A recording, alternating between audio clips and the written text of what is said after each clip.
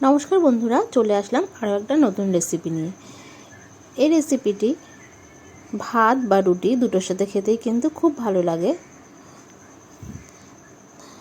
রেসিপিটি তৈরির জন্য নিয়ে নিলাম 1 কাপ মসুরির ডাল। মসুরির ডালটা ধুয়ে নিয়েছি। এবার দিয়ে দেব এর মধ্যে 2টো মিডিয়াম সাইজের কুচনো আলু।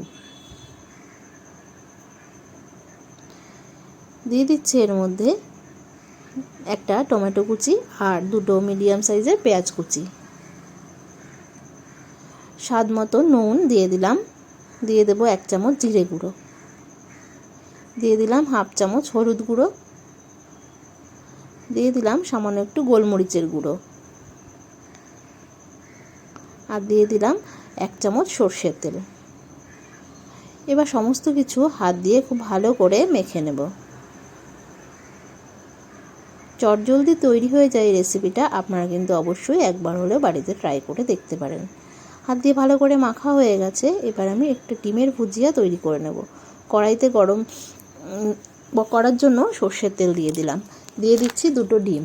ডিমের ভুজিয়াটা তৈরি করে নিচ্ছি।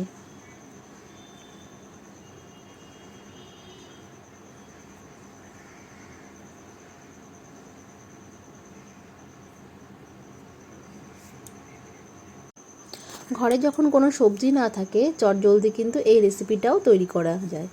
খেতেও কিন্তু খুবই ভালো লাগে। ডিমের ভুজিয়াটা তৈরি হয়ে গেছে। এবার আমি নামিয়ে রেখেছি। আর যে হাতে মাখা ডাল ছিল সেটা আমি কড়াইয়ের মধ্যে দিয়ে দিলাম। আর কিন্তু এক্সট্রা কোনো তেল আমি দিইনি। আগে যে তেল দিয়ে মেখে রেখেছিলাম সেটাই দিয়েছি। এবার সমস্ত কিছু একটু কড়াইয়ের মধ্যে ভালো করে নেড়ে চেড়ে নেব।